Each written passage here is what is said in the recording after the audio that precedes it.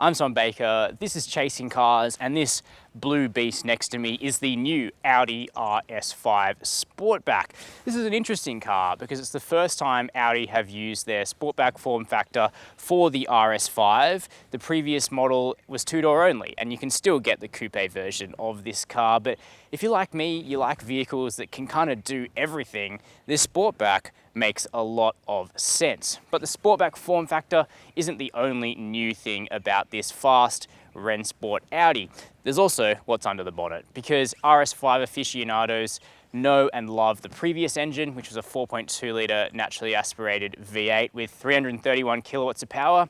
This one keeps that halo power figure, but it makes it with a smaller displacement 2.9 litre twin turbo V6, which won't be to everyone's tastes, but as we'll find out in a minute, it goes really hard and it makes a whole lot more torque, 600 Newton meters in fact, sent to all four wheels through a rear biased Quattro all-wheel drive system, and we'll be investigating whether or not Quattro has in fact become a little bit more engaging over the years, or whether this car is still really neutral. We'll find out when we take it for a drive. But I like the way this RS5 looks, especially with this gorgeous Navarro blue paintwork. This one's got a carbon package, adds about 10 grand to the price actually. But I think you'll agree with me when I say that the interior is a real class act. In fact, this cabin is the last of the line for Audi's outgoing interior design language, and I really prefer it, to be honest. If you watched my recent A7 Sportback review, and if you haven't, you can see it up here, you'll know that I'm not a huge fan of the new Audi cabins which have dual touchscreens. I think they keep your eyes off the road for too long. This RS5 has the old style rotary MMI controller, which is super intuitive and safe to use. You'll also get a big virtual cockpit ahead of you with large high definition mapping. I still think Audi do this the best in the business. But the sort of central mounted screen up here is also nice and crisp and easy to use, and it lets you kind of have two things on display at once. You've got this beautiful little steering wheel, flat bottom. Some people like it, some people don't, but it does have this nice perforation and grey stitching. And of course, these sports seats finished in lunar grey leather. I love the way they look, love the hexagonal stitch through them as well, and the subtle RS branding on the seat back is pretty cool. And you know what, even though I don't generally like carbon effect in car interiors, the way Audi do it in the RS5 is nice, and there's actually a subtle texture running through it too, which is cool. Everything in here feels, you know, really nice and high quality, as you'd expect at this price point. You've got plenty of soft materials, naturally, stitch leather down where your leg rests, perforation on this nice little gear shifter. The thing is though, is that the RS5 is auto only, and these paddle shifters are just a little bit cheap. This is an RS, this is as good as Audis are supposed to be, and this kind of plasticky paddle shifters could be better. The manual would be even better still, but Audi is well beyond that now, sadly. As for practicality, it isn't bad. We've got two cup holders with cool ambient lighting. We've got a little bit of storage and wireless smartphone charging underneath the adjustable armrest. A little space for the key and decent-ish door bins. But the whole point of buying the Sportback form factor is to be able to carry people in the back, specifically kids, because I think the RS5 Sportback would be an awesome family car for a mum or a dad who likes to go especially fast. And back here you can actually fit more than just kids, because for me at 6 foot I have lots of headroom, an inch or two, leg room's good, toe room's fine. This is a spacious, ultra-fast barnstormer for 4 people, which is cool. As for the fifth seat, please don't bother. The hump in the floor for the Quattro driveline is massive, so it's best just to use this one as storage. You have a little quilted, or not quilted, you have a little carpeted tray here, 2 cup holders built in, 2 more fast charging USB ports in the back, and air vents, plus all those soft materials from the front continues to the back. So no complaints from me here. Of course, the other benefit of this form factor is that you get a big hatchback instead of the sedan-like boot of the normal RS5, and that means that you just have a lot more space here for suitcases. As you can see, the two Chasing Cars suitcases fit side by side with no problem. Although there is a lip, it's finished in chrome, so you're not going to scratch the actual car itself. Plenty of room, two little netted areas off to each side so you can store delicate items. The cargo cover actually hides your stuff, but it moves out of the way. And of course, as you'd expect at this level, the whole thing is electrically driven, so you don't have to do anything manually. As I mentioned, this car does have the carbon package, so if you like a little flare here and there, you can option up that, which includes this rear lip spoiler.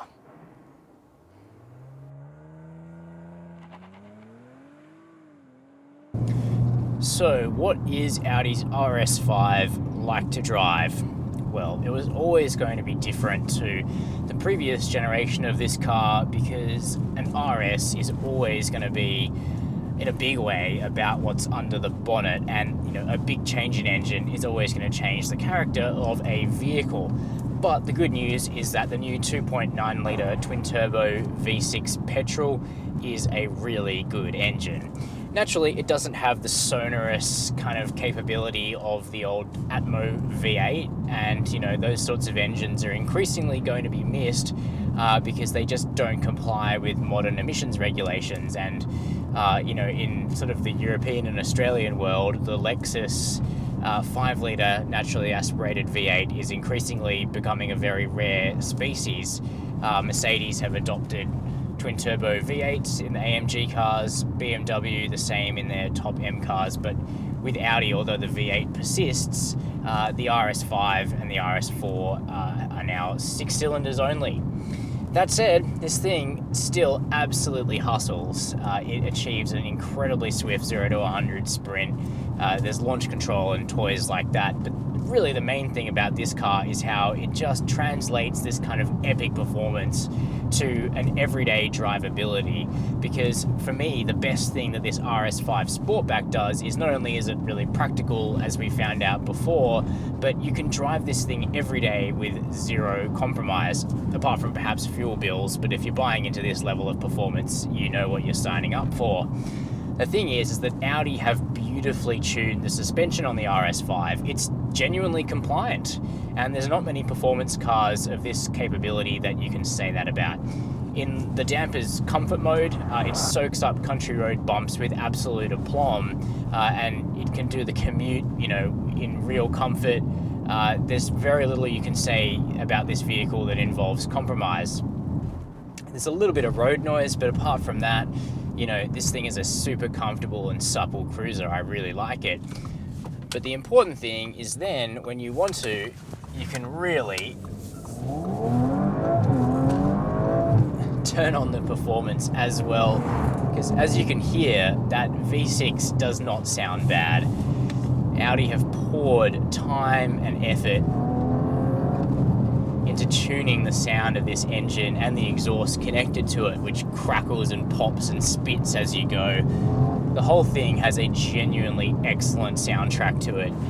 There's no V8, but this is one of the best sounding V6s in this class that I've listened to. It's genuinely sonorous and interesting. You can basically run it in a quiet or a loud mode as well, which is nice. Because it means you don't have to wake up the neighbors in the morning if you start it up in the exhaust normal setting. But then all you have to do is put it into its more dynamic sound, and the whole thing is really transformed. It sounds really, really great. Now, about that V6 engine, so 2.9 litres, it's a pretty small capacity V6, but it makes 331 kilowatts of power and 600 newton meters of torque, which is plenty. And the torque curve is very, very, very flat. So you're making all of that twist right the way through the rev range. So this thing has usable performance in spades. Country overtaking, no problem. This thing just picks up and goes. If you want to blat into an empty lane in town, all you got to do is plant that foot, and it is seriously fast. It's very, very rapid, this car.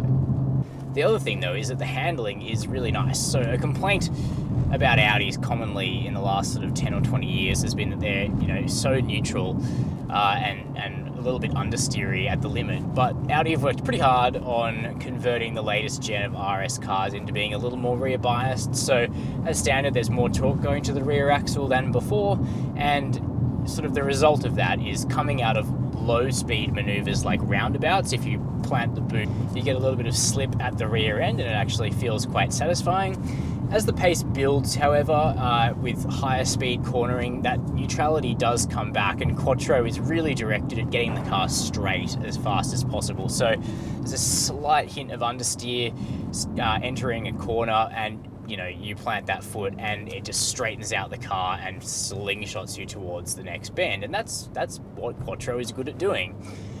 When you really approach 10/10ths, that's when you feel that a little bit of additional rear bias starting to bleed through, and it's quite satisfying.